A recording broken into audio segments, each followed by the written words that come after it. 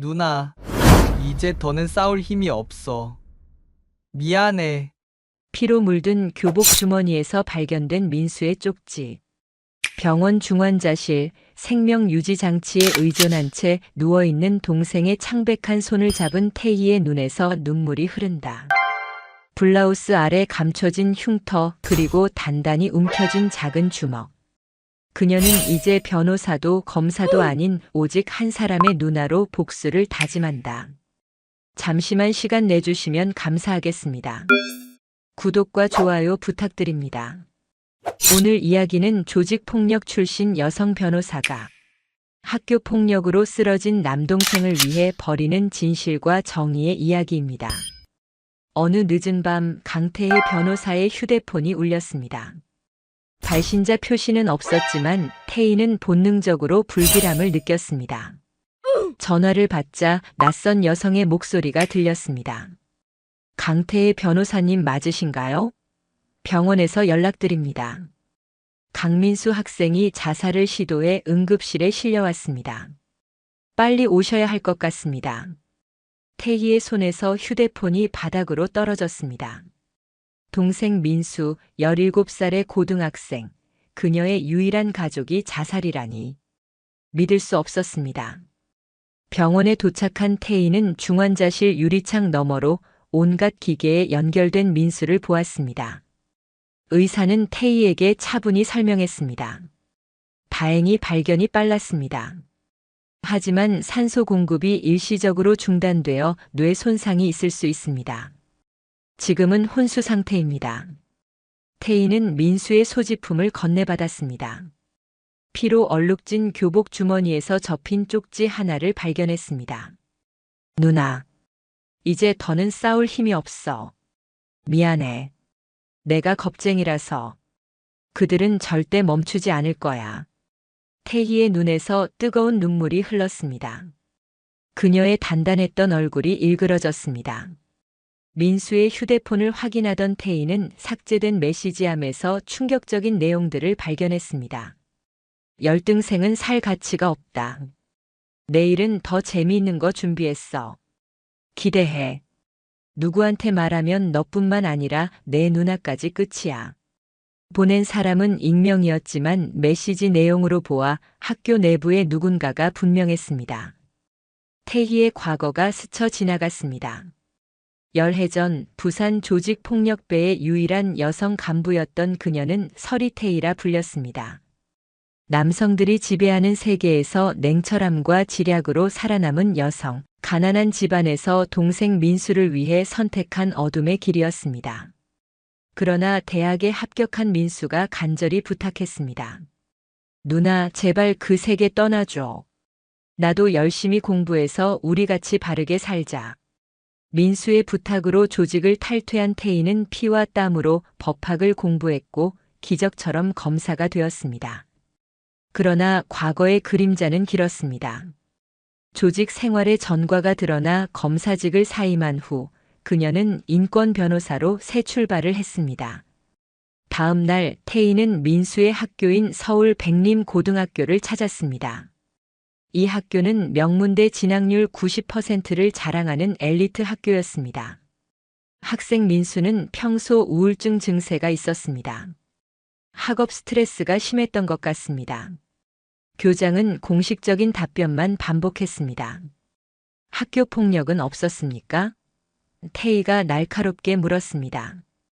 우리 학교는 학교 폭력 제로 학교입니다. 그런 일은 절대 없습니다. 교장의 확신에 찬 목소리가 태희의 의심을 키웠습니다. 교무실을 나오던 태희는 한 여학생이 자신을 쳐다보는 것을 발견했습니다. 그 아이는 태희가 눈치챘다는 것을 알고 황급히 도망쳤습니다. 이틀 후 태희의 사무실로 익명의 편지가 도착했습니다. 민수 오빠를 도와주세요. 진실은 엘리트 클럽에 있습니다. 하지만 조심하세요. 그들은 당신이 누군지 알고 있습니다. 편지와 함께 USB 하나가 들어있었습니다. 태희는 USB를 컴퓨터에 연결했고 화면에 나타난 영상에 충격을 받았습니다. 민수가 교실 뒤편에서 무릎을 꿇은 채 여러 학생들에게 둘러싸여 있었습니다. 학생들은 민수에게 모욕적인 말을 퍼붓고 있었고 그중 한 명은 전교 회장 배지를 달고 있었습니다. 이건 교육이야, 민수야. 내가 우리 학교의 명예를 떨어뜨리지 않도록 가르쳐 주는 거야. 영상은 갑자기 끊겼습니다. 그러나 그것만으로도 충분했습니다. 태희는 분노와 결심으로 주먹을 불끈 쥐었습니다. 태희는 경찰에 신고했지만 경찰은 증거 불충분으로 수사를 거부했습니다. 충격적인 것은 경찰서를 나오는 태희 앞에 검은색 고급 승용차 한 대가 멈춰 서더니 차 안에서 백림고등학교 교장과 한 중년 남성이 내렸다는 것입니다. 강태희 변호사님, 잠시 이야기 좀 할 수 있을까요? 그 중년 남성은 자신을 박정민 장관이라고 소개했습니다. 민수를 괴롭힌 전교 회장의 아버지였습니다. 변호사님, 우리 아이들 문제에 법적으로 접근하는 것은 모두에게 좋지 않을 것 같습니다. 합의금을 제안하고 싶습니다. 태희는 차갑게 거절했습니다. 그리고 돌아서는 순간 장관이 한마디 덧붙였습니다. 그럼 당신의 과거에 대해 언론에 공개해야 할 것 같군요. 서리태희. 태희는 얼어붙었습니다. 그들은 이미 모든 것을 알고 있었습니다. 다음 날 아침 모든 뉴스 헤드라인이 태희를 향했습니다. 학교폭력 피해자 누나, 알고 보니 전직 조직폭력배 출신 여성 검사. 태희의 모든 과거가 낱낱이 공개되었고 그녀의 신뢰도는 바닥으로 떨어졌습니다. 민수를 위한 싸움은 시작부터 기울어져 있었습니다. 그러나 이것은 시작에 불과했습니다. 태희가 몰랐던 것은 민수의 사건이 단순한 학교폭력이 아니라 백림고등학교의 수십 년간 이어져 온 암흑의 전통과 연결되어 있다는 것이었습니다. 그리고 더 충격적인 반전. 민수가 의식 없는 병실로 누군가 침입했다는 간호사의 다급한 전화가 태희에게 걸려왔습니다. 태희는 민수의 병실로 달려갔습니다. 간호사의 말에 따르면 검은 후드티를 입은 여학생이 몰래 병실에 들어갔다가 도망쳤다고 했습니다. 병실에 도착한 태희는 민수의 베개 밑에서 접힌 쪽지 하나를 발견했습니다. 정의를 원하신다면 오늘 밤 10시 학교 뒤 골목 카페로 오세요. 혼자서. 태희는 망설였습니다. 함정일까요? 하지만 진실을 알아내기 위해서는 위험을 감수해야 했습니다. 밤 10시 태희는 약속된 카페에 도착했습니다. 구석에 앉아있던 여학생이 조심스럽게 고개를 들었습니다. 그녀는 교무실 앞에서 태희를 쳐다보던 바로 그 학생이었습니다.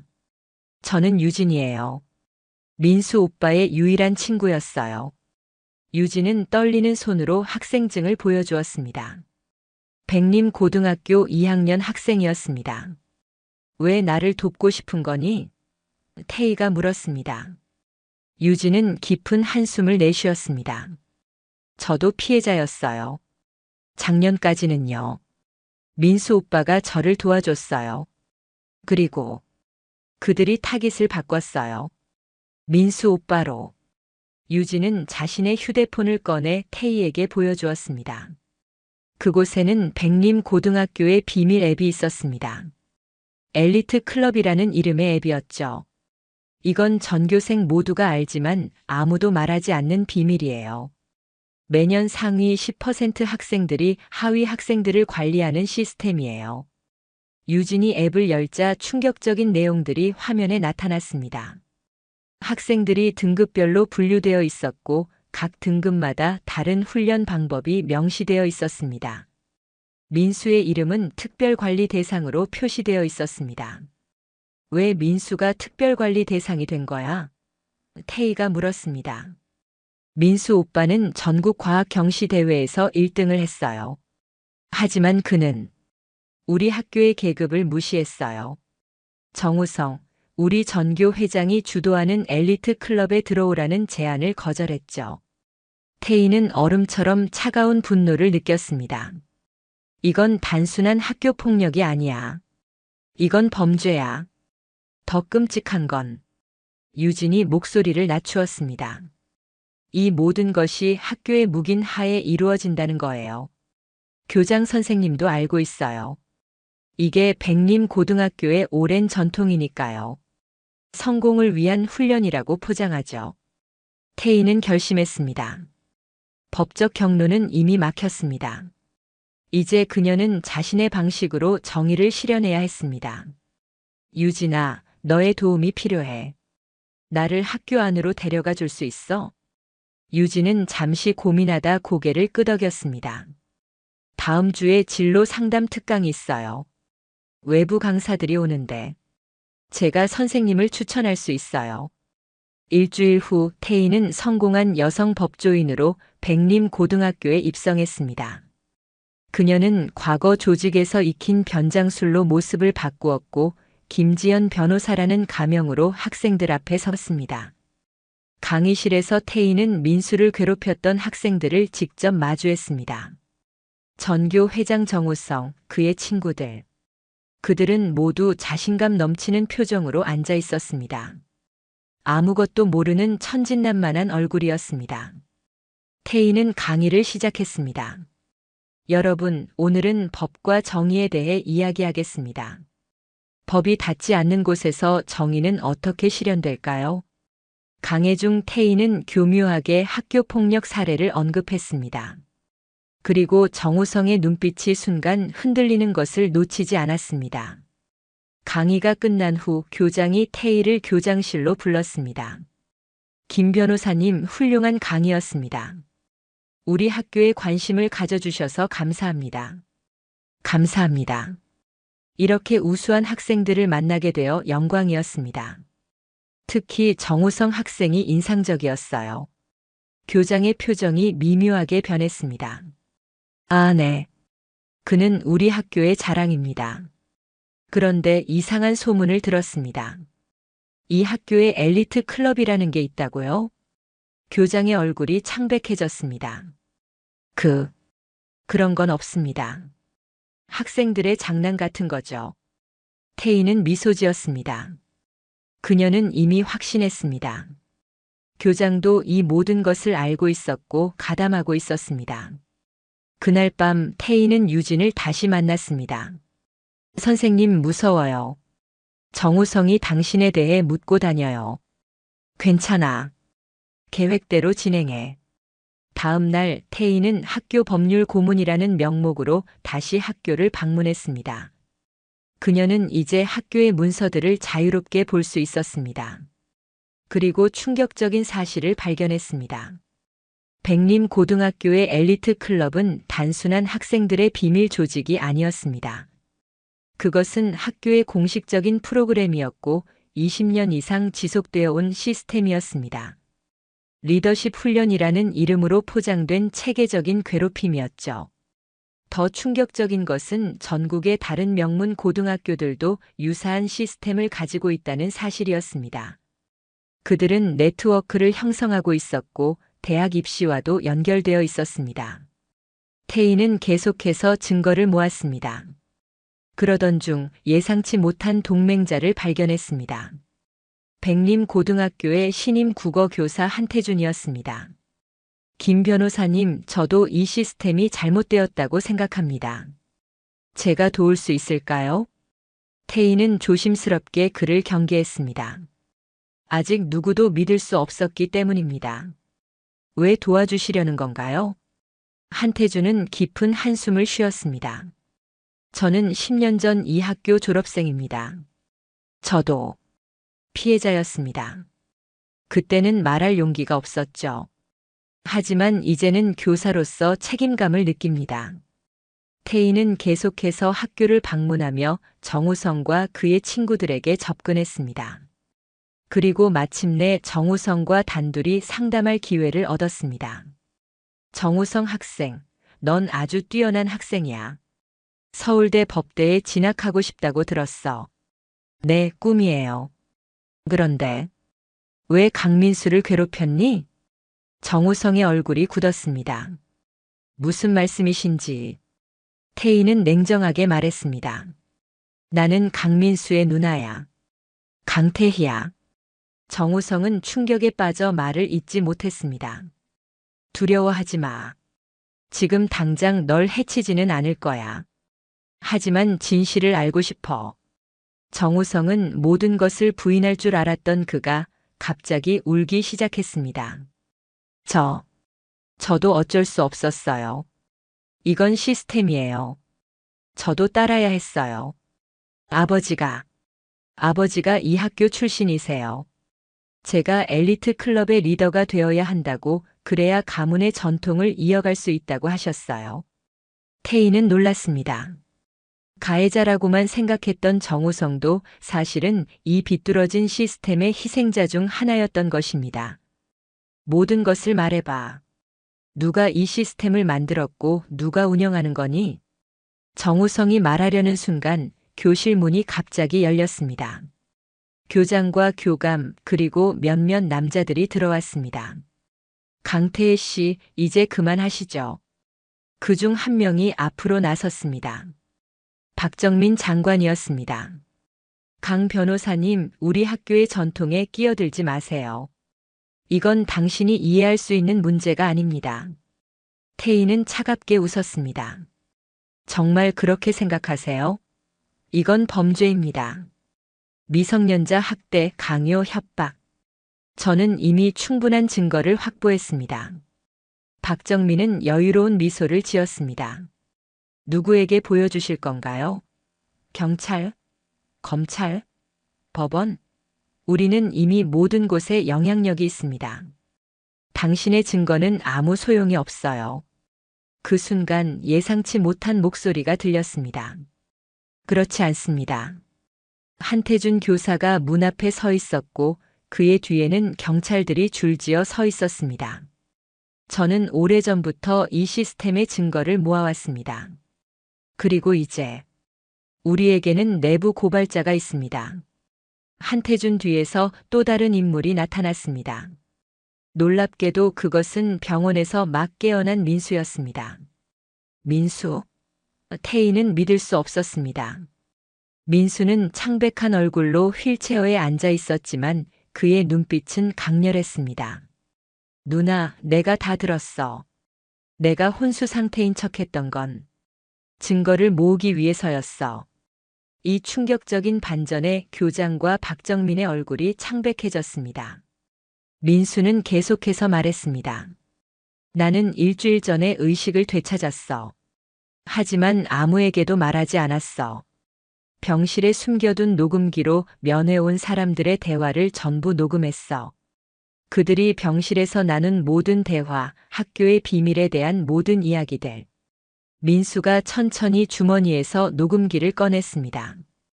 이제 게임은 끝났습니다. 그러나 이것은 시작에 불과했습니다. 백림 고등학교의 비밀은 예상보다 훨씬 깊고 어두웠으며 그 뿌리는 한국 사회의 가장 높은 곳까지 뻗어 있었습니다. 태희는 자신이 단순한 학교 폭력이 아닌 한국 교육계의 어두운 비밀과 맞서게 될 줄은 몰랐습니다. 그리고 가장 충격적인 사실은 바로 그 시스템의 창시자가 태희와 민수의 아버지였다는 것입니다. 태희는 충격에 휩싸였습니다. 민수의 말이 귓가에 맴돌았습니다. 누나, 녹음 내용을 다 들었어. 아버지가 엘리트 클럽의 창시자였대. 병원 회의실에 모인 태희, 민수, 한태준 교사, 그리고 사건을 맡게 된 박 형사는 녹음 파일을 함께 들었습니다. 녹음 속 박정민 장관의 목소리가 선명했습니다. 강민수, 넌 강석진의 아들이지? 내 아버지는 25년 전 이 시스템을 만든 장본인이야. 얼마나 아이러니한가. 아버지가 만든 시스템에 아들이 무너지다니. 태희는 고개를 숙였습니다. 강석진 15해 전 실종된 그들의 아버지. 태희가 조직에 들어간 이유도 법조인이 된 이유도 모두 아버지를 찾기 위해서였습니다. 이해가 안 돼. 태희가 중얼거렸습니다. 우리 아버지는 평범한 국어교사였어. 어떻게 이런 시스템을? 한태준 교사가 태희에게 오래된 학교 앨범을 건넸습니다. 이 사진을 보세요. 25년 전 백림고등학교 교직원 사진이었습니다. 그리고 거기에는 젊은 강석진의 모습이 있었습니다. 그의 옆에 서 있는 사람들 중에는 현재 박정민 장관, 대법원장, 그리고 몇몇 대기업 총수들이 있었습니다. 이건 단순한 학교 폭력 시스템이 아니에요. 한태준이 설명했습니다.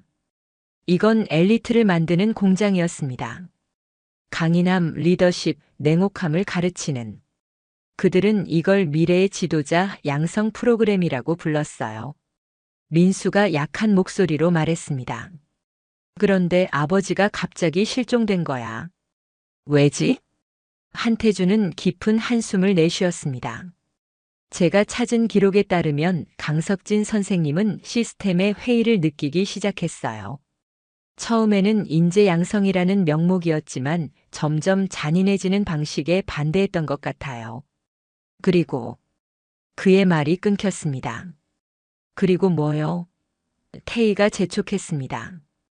그리고 어느 날 갑자기 실종되셨어요. 공식 기록상으론 해외 이민으로 되어 있지만 태희의 가슴이 무너졌습니다. 그동안 그녀가 알고 있던 아버지의 이미지가 산산조각 났습니다. 그러나 동시에 모든 퍼즐이 맞춰지는 느낌이었습니다. 아버지를 찾아야 해. 태희가 결심했습니다. 그가 살아있다면 그가 모든 진실을 알고 있을 거야. 다음 날 태희는 예상치 못한 방문객을 맞이했습니다. 부산 조직 시절 그녀의 오른팔이었던 강철이었습니다. 누나 오랜만이야. 강철은 여전히 태희를 누나라고 불렀습니다. 소식 들었어. 도움이 필요하지? 태희는 망설였습니다. 과거로 돌아가고 싶지 않았지만 지금은 모든 도움이 필요했습니다. 내가 아버지를 찾아야 해, 강철아. 강철은 고개를 끄덕였습니다. 실은 몇 년 전에 봤어, 강석진 선생님을. 태희는 놀라 말을 잇지 못했습니다. 어디서? 제주도 외딴 마을이었어. 다른 모습이었지만 분명히 선생님이었어. 하지만 누나, 선생님이 위험해. 그들이 계속 찾고 있어. 태희는 결심했습니다. 제주도로 가야 했습니다. 그러나 먼저 민수를 안전하게 보호해야 했습니다. 다음 날 태희는 민수를 안전한 곳으로 이동시키려 했으나 병원에 도착했을 때 충격적인 광경을 마주했습니다. 민수의 병실은 텅 비어 있었고 창문은 열려 있었습니다. 민수가 납치됐어요. 간호사가 울먹였습니다. 검은 양복을 입은 남자들이 들어와서 민수 환자를 데려갔어요. 태희의 핸드폰이 울렸습니다.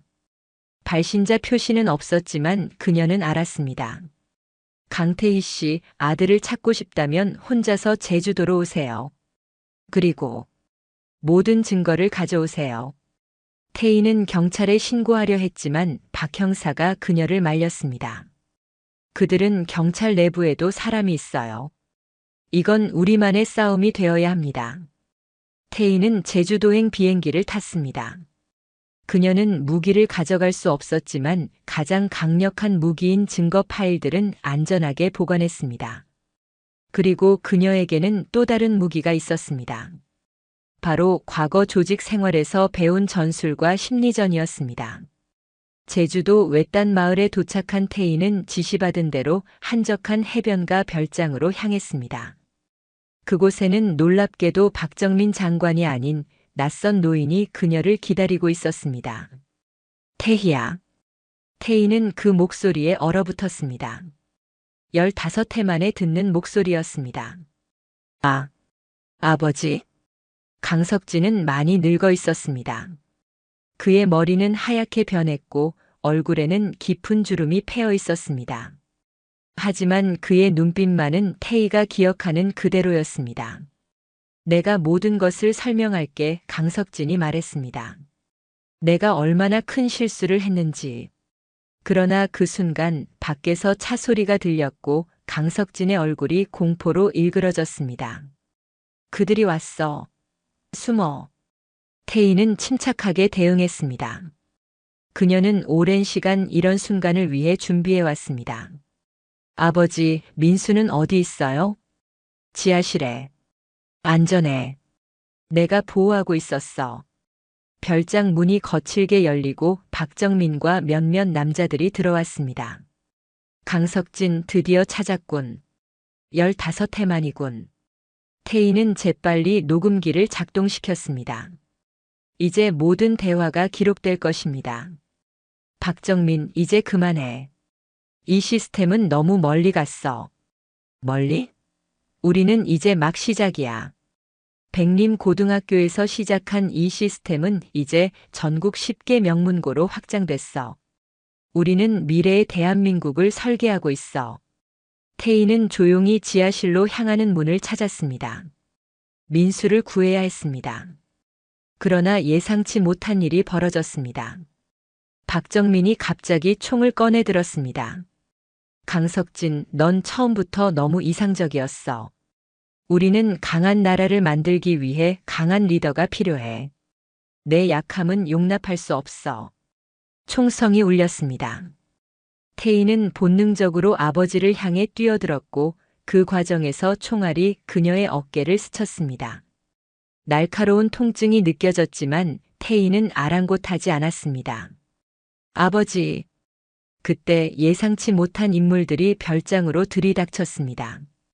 강철과 그의 부하들, 그리고 한태준 교사와 박 형사였습니다.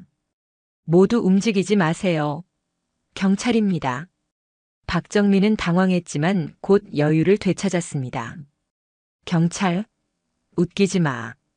넌 이미 내 사람이잖아, 박 형사. 그러나 박 형사는 냉정하게 대답했습니다. 아닙니다. 저는 10년 전부터 이 사건을 추적해온 특별수사팀 소속입니다. 강석진 선생님의 실종 이후부터요. 혼란스러운 상황 속에서 태희는 지하실로 향했습니다. 그곳에서 그녀는 민수를 발견했습니다. 놀랍게도 민수는 혼자가 아니었습니다. 그와 함께 있던 사람은 바로 정우성이었습니다. 정우성? 너는 왜? 정우성은 창백한 얼굴로 대답했습니다. 저도 피해자예요. 아버지가 절 이 시스템에 넣었어요. 저는 거부했지만 그들은 제 여동생을 협박했어요. 또 하나의 충격적인 사실이 밝혀졌습니다. 가해자로만 생각했던 정우성도 사실은 시스템의 희생자였던 것입니다. 태희, 민수, 정우성이 위층으로 올라왔을 때 경찰들은 이미 박정민과 그의 부하들을 체포하고 있었습니다. 강석진은 어깨에 경상을 입었지만 다행히 생명에는 지장이 없었습니다. 박정민은 체포되면서도 비웃었습니다. 이게 끝인 줄 알아? 우린 이미 시스템을 완성했어. 법원, 경찰, 정치, 기업. 모든 곳에 우리 사람들이 있어. 넌 결코 이길 수 없어. 그러나 태희는 차분하게 녹음기를 들어보였습니다. 모든 증거가 여기 있어요. 당신의 자백, 엘리트 클럽의 실체, 그리고 15해 전 아버지를 제거하려 했던 시도까지. 박정민의 얼굴이 창백해졌습니다. 그렇다 해도 이건 너무 크고 깊어. 너희들만으론 이길 수 없어. 그때 한태준이 앞으로 나섰습니다. 혼자가 아닙니다. 우리에겐 엘리트 클럽의 모든 피해자들이 있습니다. 전국의 모든 피해자들이요. 한태준은 태블릿을 펼쳤습니다. 화면에는 화상회의에 접속한 수십 명의 얼굴들이 있었습니다. 모두 과거 엘리트 클럽의 피해자들이었습니다. 우리는 오래전부터 준비해왔습니다. 강석진 선생님이 용기를 내어 시스템을 멈추려 한 그날부터 우린 침묵하지 않기로 결심했습니다. 태희는 이제 이해했습니다. 이것은 단순한 학교폭력 사건이 아니라 한국 사회의 어두운 그림자와의 싸움이었습니다. 그리고 그녀의 아버지는 15해 전 이 시스템에 저항하다 희생된 첫 번째 사람이었던 것입니다. 태희는 아버지를 바라보았습니다. 아버지, 왜 우리에게 말하지 않으셨어요? 강석진은 슬픈 눈으로 대답했습니다. 너희를 지키기 위해서였어. 내가 만든 시스템이 괴물이 되어버린 걸 알았을 때 난 그걸 멈추려 했지만 그들은 나를 제거하려 했어. 난 죽은 척하면서 증거를 모았어. 그리고 한태준 같은 제자들과 함께 이 시스템을 무너뜨릴 계획을 세웠지. 민수가 물었습니다. 그런데 왜 저를 표적으로 삼았어요? 강석진의 눈에 눈물이 고였습니다. 그들이 너희를 찾아냈기 때문이야. 내 아들이라는 이유만으로. 그들은 복수하려 했던 거야. 이 모든 진실이 밝혀지는 순간 태희는 자신이 15해 동안 품어온 의문의 답을 얻었습니다.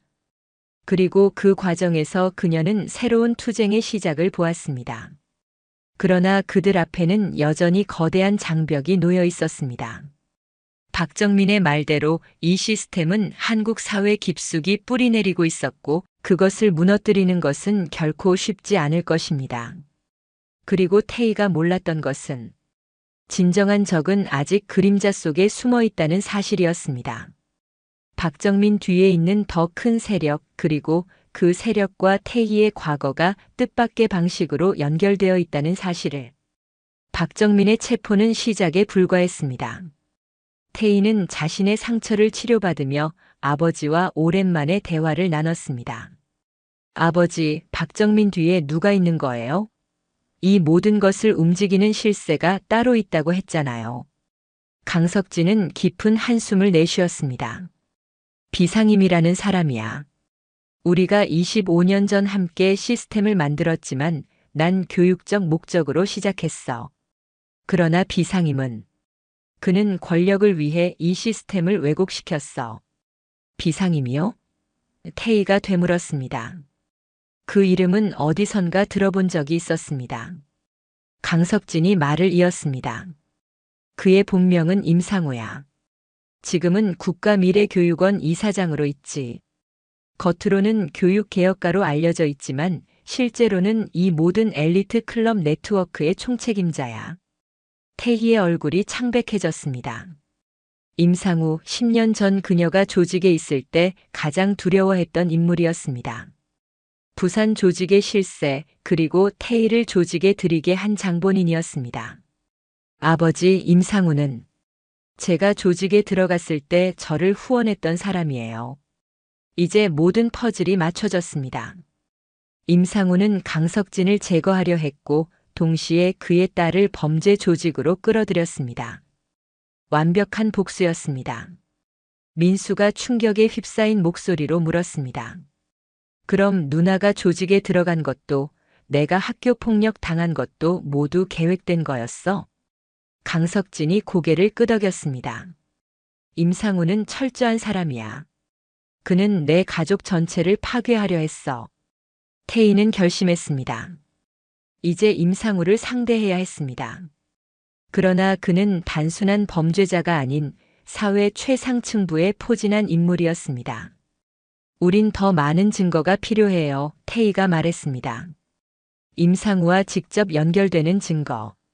한태준 교사가 앞으로 나섰습니다. 방법이 있습니다.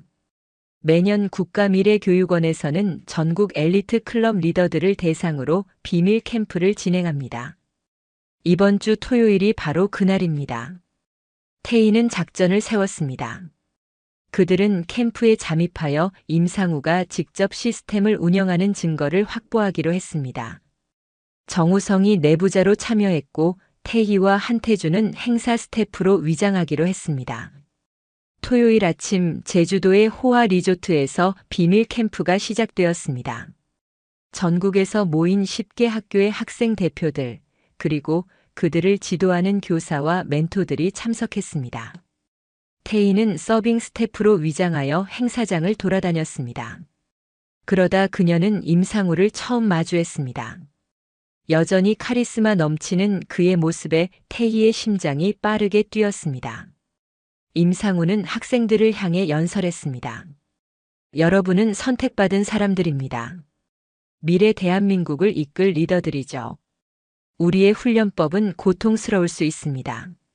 하지만 강인함은 고통에서 태어납니다. 여러분이 약자들을 관리하는 것은 사회적 책임입니다. 태희는 이 모든 것을 몰래 녹화하고 있었습니다. 그러나 갑자기 예상치 못한 방향으로 상황이 흘러갔습니다. 임상우가 직접 태희를 지목한 것입니다. 강태희 변호사님, 그만 일어나시죠. 당신이 여기 있을 줄 알았습니다. 회의장이 정막에 휩싸였습니다. 태희는 충격에 빠졌지만 곧 자세를 바로잡았습니다. 이미 들키었다면 정면 대결을 피할 수 없었습니다. 임상우 이사장님, 오랜만입니다. 임상우가 웃었습니다. 우리 서리태희가 이렇게 변해 있을 줄이야. 검사도 됐다가 이제는 정의의 사도라. 그가 박수를 쳤습니다. 감동적인데요. 태희는 침착하게 대응했습니다.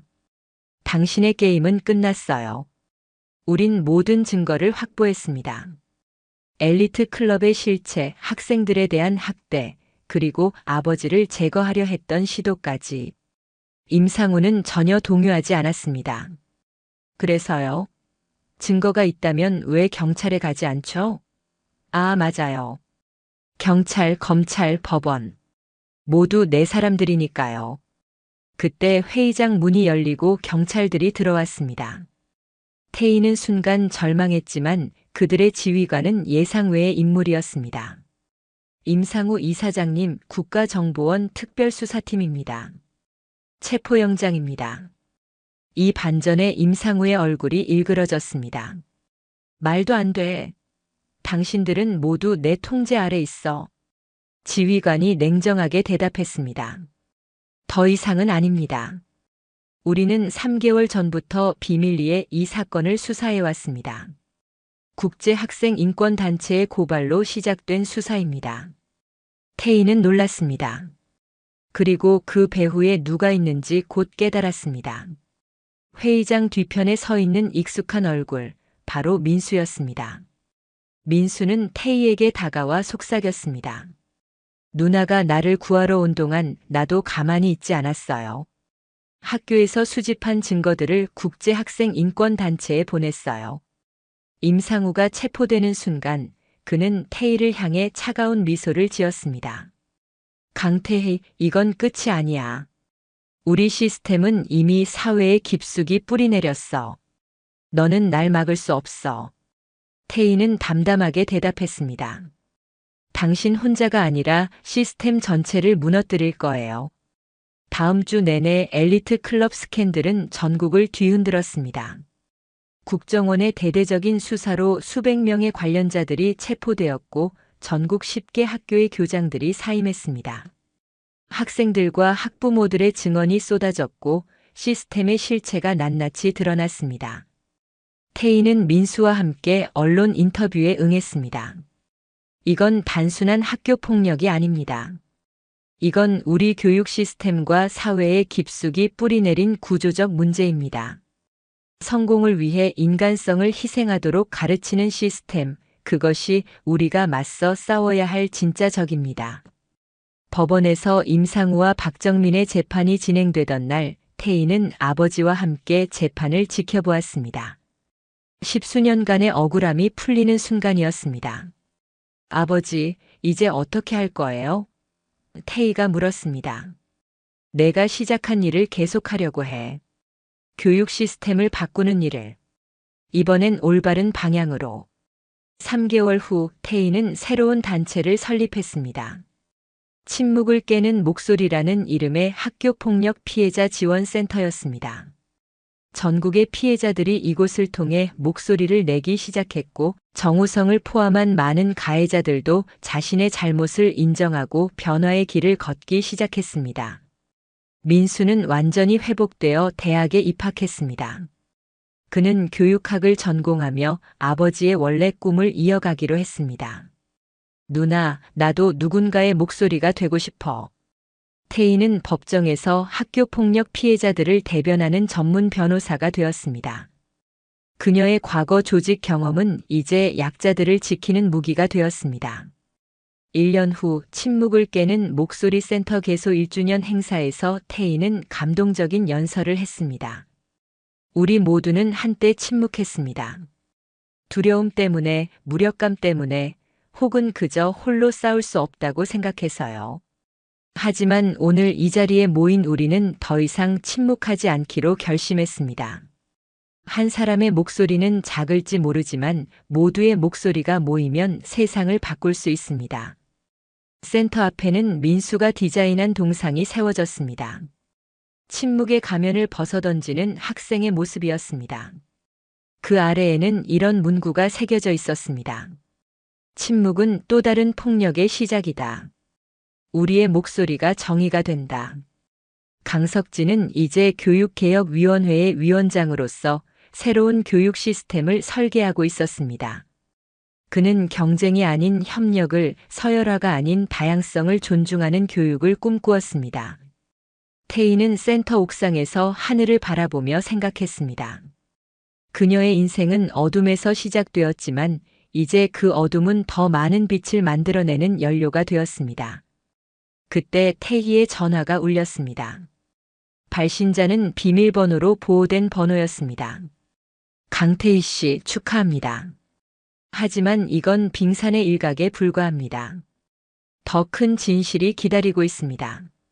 준비되셨나요? 태희는 미소 지었습니다. 싸움은 끝나지 않았습니다. 하지만 이제 그녀는 혼자가 아니었습니다. 네, 준비됐습니다. 이번에는 처음부터 목소리를 내겠습니다. 정의를 향한 그녀의 여정은 계속되었습니다. 그리고 이제 침묵은 더 이상 그녀의 선택이 아니었습니다. 학교 폭력은 단순히 아이들 사이의 문제가 아닙니다. 때로는 시스템과 어른들이 만들어낸 괴물입니다. 침묵 속에서 고통받는 아이들의 작은 신호에 귀 기울여야 합니다.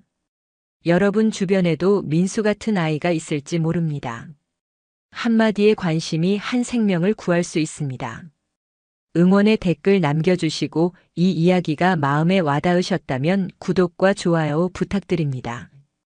끝까지 들어주셔서 감사합니다.